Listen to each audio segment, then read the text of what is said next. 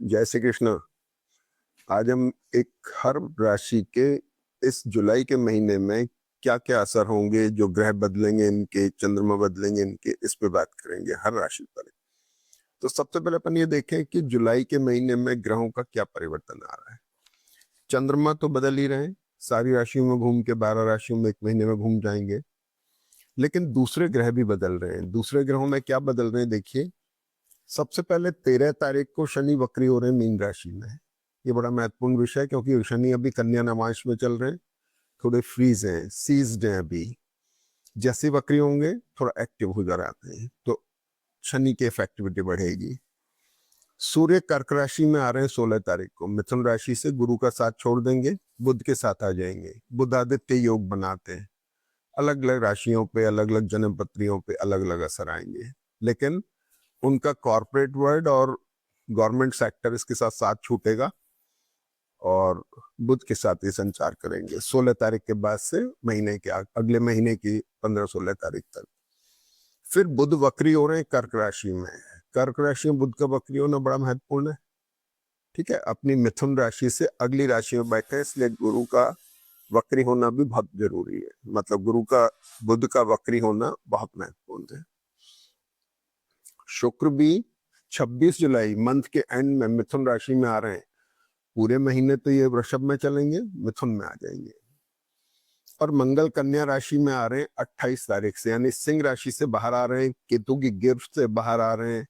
इनका केतु मंगल का जो एक्यूट कॉम्बिनेशन है वो बाहर आ जाएगा और लोगों को थोड़ा रिलीफ मिलेगा।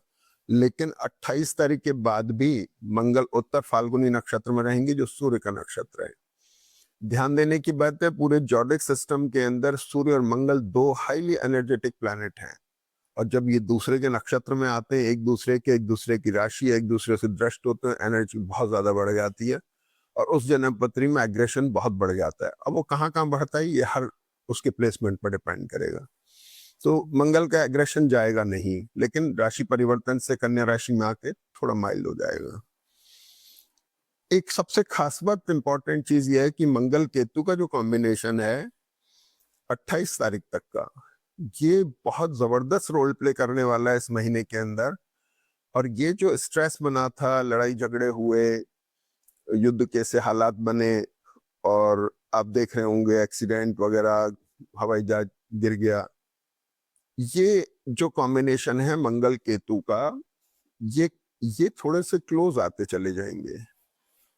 10 जुलाई, 14 जुलाई, 20 जुलाई को सबसे ज्यादा क्लोज होंगे।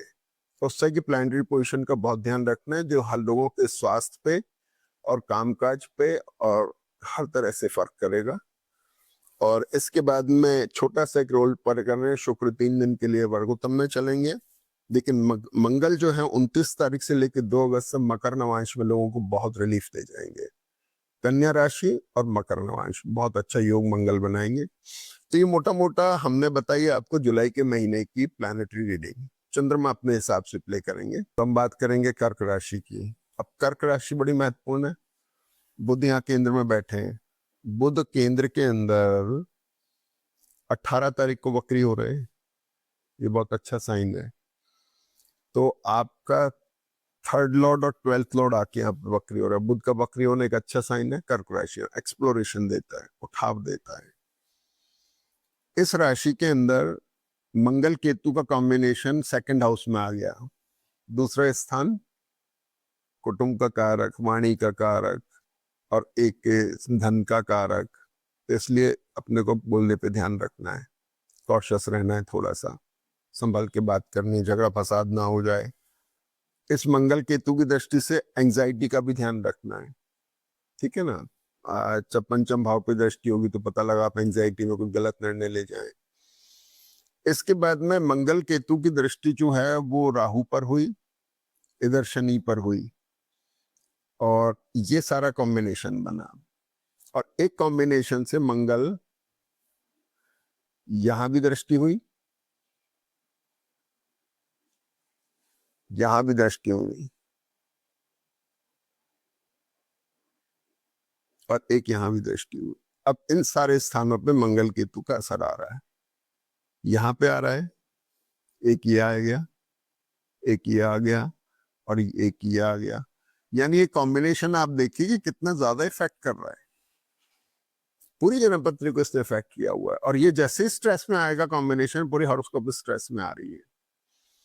चंद्रमा लॉर्ड इसके हो गए तो कर्क राशि वालों की जन्मपत्री सबसे ज्यादा सेंसिटिव हो रही है, क्योंकि चंद्रमा रोटेट होंगे और उनके ऊपर इस महीने में बहुत सारे चेंजेस आएंगे।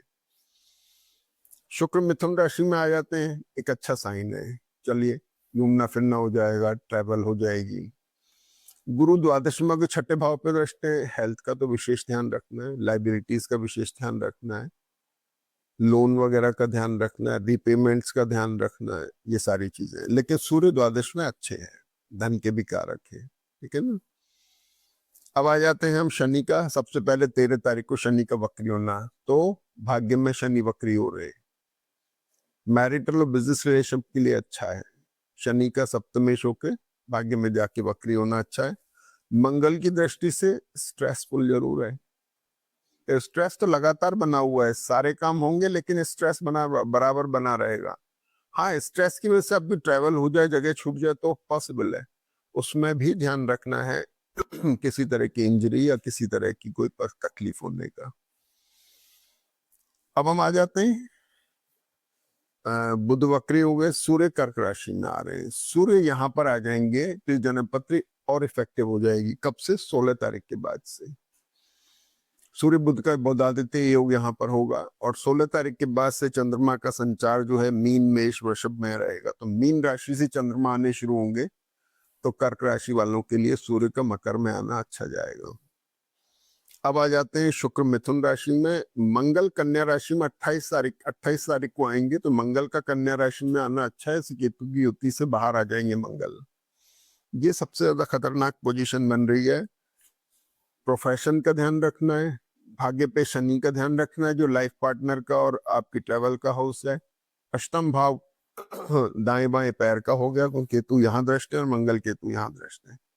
पैरों की समस्या का विशेष ध्यान रखना है, स्थान छुड़वा सकता है, मदर की हेल्थ इनका ध्यान रखना है, एंजाइटी का ध्यान रखना है, ये सारी चीजें हैं। तो ये कॉम्बिनेशन थोड़ा सेंसिटिव है।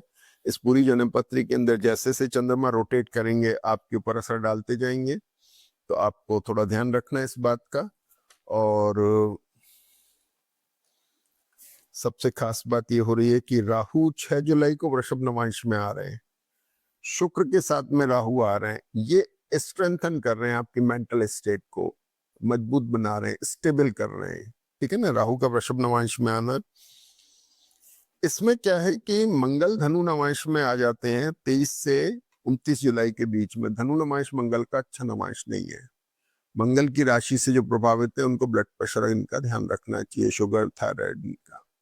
तो कुल मिला के अभी ध्यान रखने की जरूरत है। अप्स एंड डाउन आएंगे, कर्क राशि वालों को खास तौर पे ध्यान रखना है, क्योंकि चंद्रमा की राशि और चंद्रमा 12 राशियों पर घूमे इस महीने में, तो वैचारिक उतार चढ़ाव आना ये सब कुछ संभव है। बिहेवियर पे कंट्रोल रखना होगा। जय श्री कृष्ण।